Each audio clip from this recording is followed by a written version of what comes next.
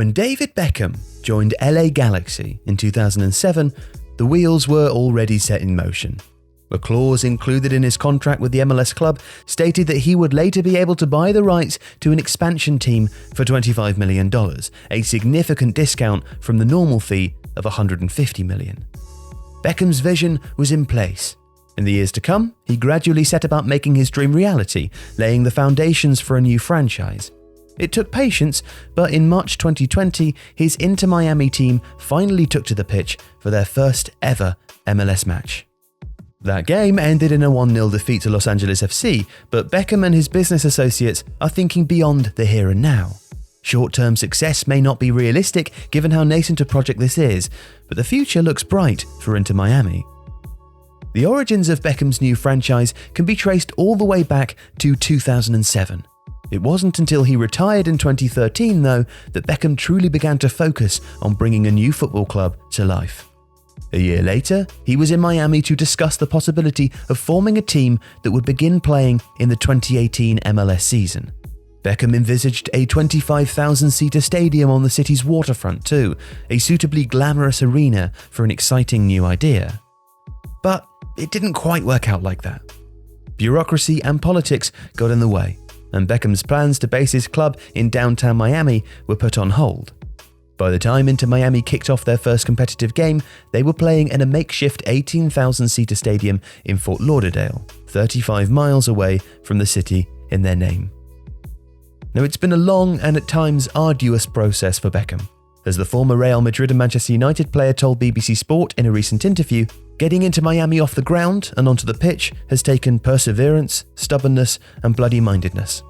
Now, Beckham has never lacked those traits, and immediately after his playing career finished with Paris Saint-Germain, he set about entering discussions with MLS over the possibility of purchasing a franchise. He insisted that there were several potential locations for his new project, but in 2014 it was announced the team would be based in Miami. "It's a vibrant city," he said. "It's a city with a lot of passion. I know this city is ready for football." Miami would have to wait though. The problems in finding a suitable venue and securing a headquarters for the team threatened to derail Beckham's dream. Even in 2015, MLS officials were growing impatient with the wrangling over a stadium. Royal Caribbean Cruises, a cruise line in a group called Miami Seaport Alliance, were at the centre of a dispute with Beckham and his representatives over plans to build a new arena on the waterfront. "A soccer stadium at Port Miami is downright nutty," read an advert by the Alliance in 2014. "We cannot jeopardize well-paying jobs like crane operators, longshore workers and mechanics for low-paying stadium jobs such as concession sales."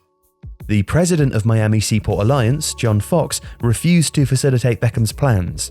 "We just don't think that they're being honest with this community," he said. But according to a report in May 2014 by Reuters, Beckham's group were adamant that any stadium had to be located downtown and on the waterfront. Comparisons were made with franchises in Seattle, Portland, and San Francisco. There were concerns over congestion and the loss of existing jobs, though Beckham's $250 million plans included shopping plazas, offices, and hotels. Local residents voiced their fears over the increase in traffic and the impact of a sizable new stadium in their immediate vicinity. And in the end, the cruise lines got their way.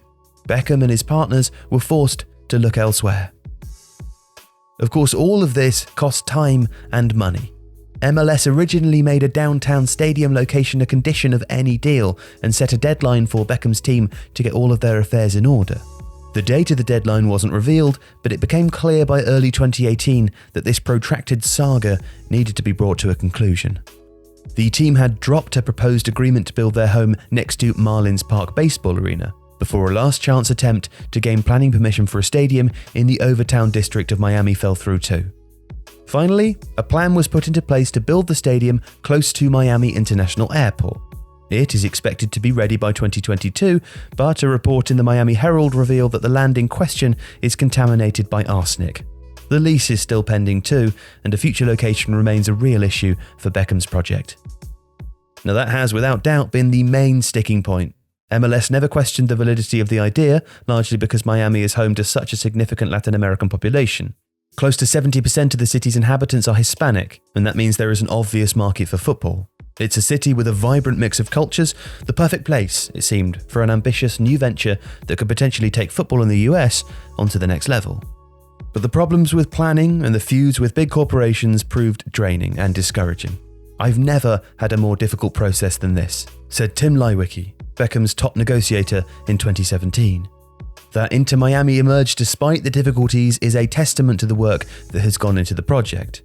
Later investment from construction magnates Jorge and Jose Mas proved crucial, and in January 2018, Miami was awarded the franchise. "There were times we sat back and said, this is not going to happen. It's too difficult. There are too many bumps on the road. But I don't give up," Beckham said. Confirmation that his team would enter MLS allowed Beckham to put all the required elements in place. A squad was put together, consisting mostly of a mix of up-and-coming young talent and experienced players familiar with the league. Winger Lewis Morgan was signed from Celtic, and 33-year-old Panama defender Roman Torres, a recognisable face from the 2018 World Cup, joined from Seattle Sounders.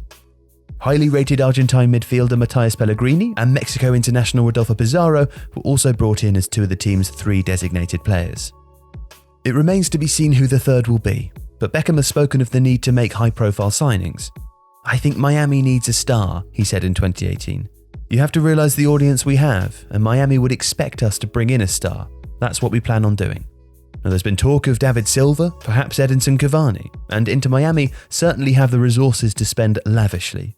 Alongside the wealth of Beckham and the Mas brothers, they are backed by Bolivian millionaire Marcelo Clary and Korean-Japanese entrepreneur Masayoshi Son. But Beckham has assured fans that there will be no unnecessary marquee signings.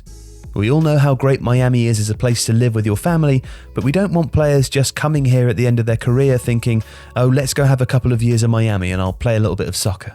That's not what we want. We want players who are hungry, who've played at the top level, but still want to win." The team may only have played a couple of games. They lost their second match 2-1 against DC United 2 before football around the world was postponed due to the coronavirus, but they've already built a loyal fan base. Tickets for their opening match quickly sold out, and there is an undeniable sense of anticipation around the city.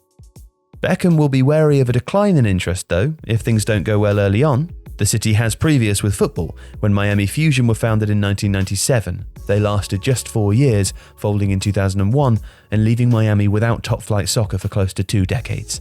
Miami FC were founded in 2015, but they remain in the second tier of US football. This is a city with a strong affinity to other sports too. The Heat in the NBA, the Dolphins in the NFL, and the Marlins in MLB are the major draws for sports fans in Miami. The main concern for Inter Miami is whether supporters will take the team to heart, especially given their inability to play in the city centre. But Beckham is confident his franchise will bring something new. A top-of-the-range academy has already been put in place with 6 academy teams, and the hype that was generated in the build-up to the team's first game promises an exciting future. Beckham's aim is not simply to build a successful team in Miami, he wants to further the development of the growing MLS too. Miami is the future, a hyper-global yet local community, reads the About page on Inter Miami's website. We are here to change the game.